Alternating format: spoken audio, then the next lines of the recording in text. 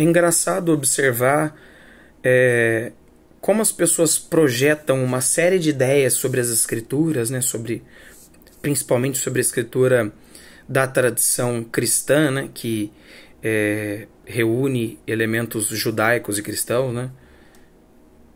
Como a pessoa projeta inúmeras crenças que não são nada mais do que crenças realmente, né?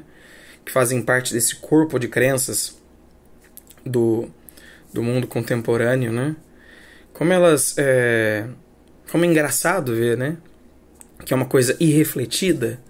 A pessoa nem pensa, mas ela segue a manada em se pensar dessa forma. Ela nunca estudou a fundo esse assunto.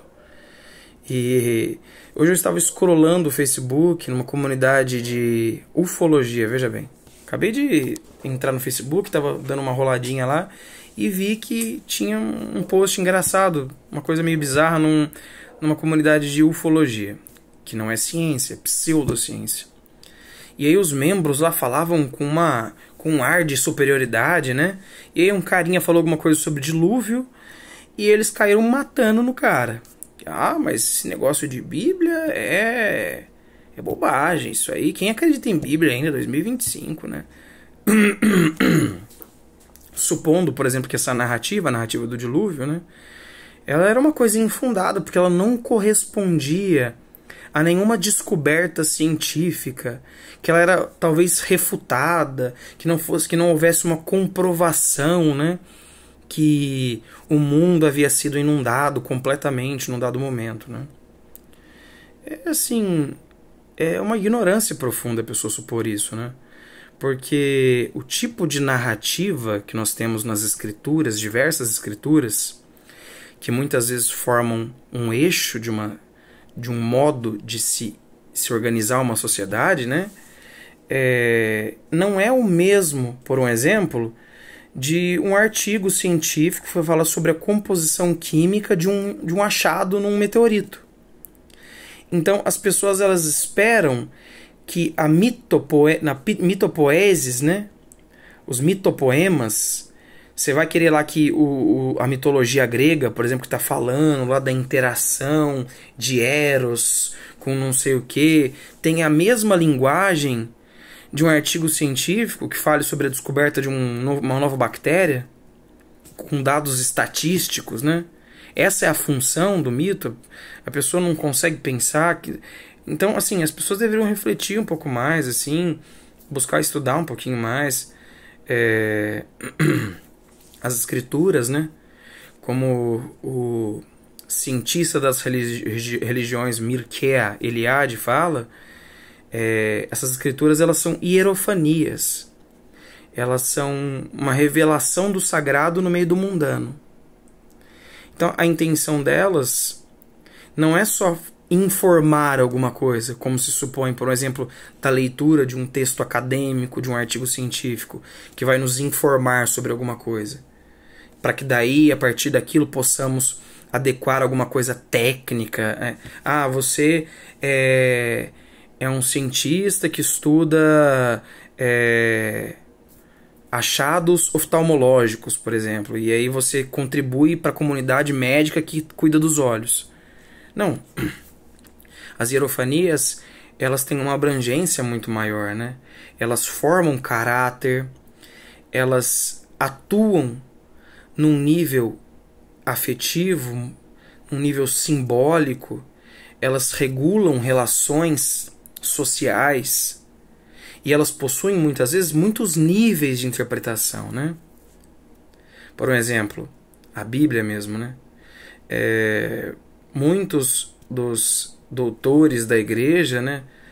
Dos grandes mestres da igreja, dizem isso. Não é uma coisa que se confabulou agora assim na Idade Moderna.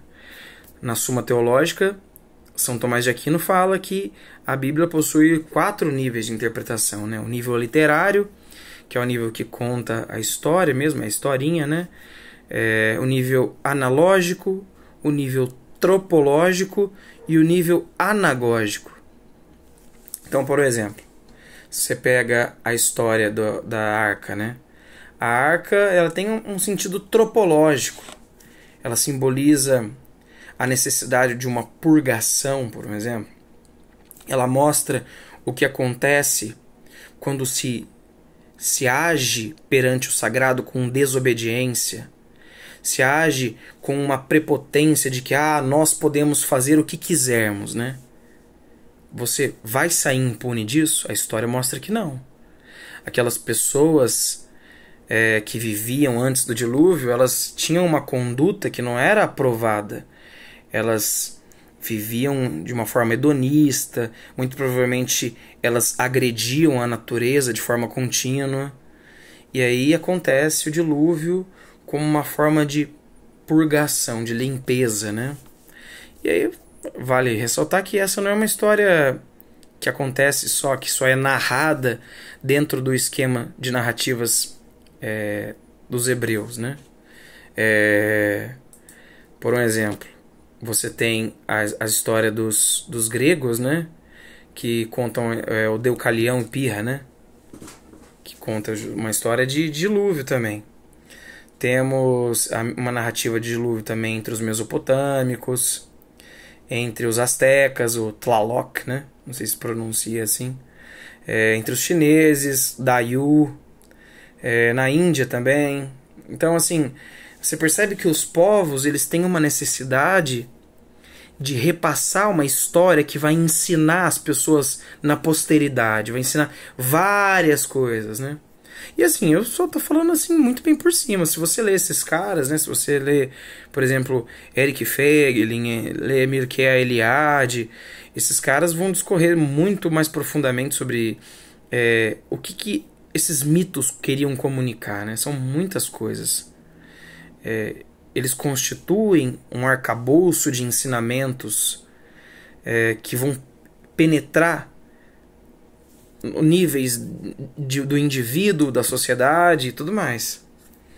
Então, assim, a pessoa precisa parar com essa prepotência de que, e a ciência... O cara nunca leu um artigo científico na vida, cara, e tá falando isso. As pessoas têm uma ideia muito errada sobre a ciência também. Elas transformam a ciência num objeto homogêneo, né? A ciência, como se houvesse uma única ciência. Feyerabend fala sobre isso, sobre essa concepção do senso comum sobre a ciência na obra dele Ciência, o Monstro, né? Ele fala como as pessoas imaginam coisas da ciência, que a ciência ela tem essa função de destruir as ilusões, né? É como se o método científico pudesse se debruçar sobre a poesia, por exemplo, né? E desconstruir essas coisas todas, os mitos, né? Não cabe à ciência isso. A ciência ela tem o seu papel muito bem definido, definido pelo método, que tem sempre um objeto delimitado, né? Então, assim, é para falar sobre essa prepotência ilusória que o senso comum tem, essa ilusão, né? De que, nós estamos na era das luzes agora, né? A ciência vai resolver todos os nossos problemas. Não é bem assim, meu amigo.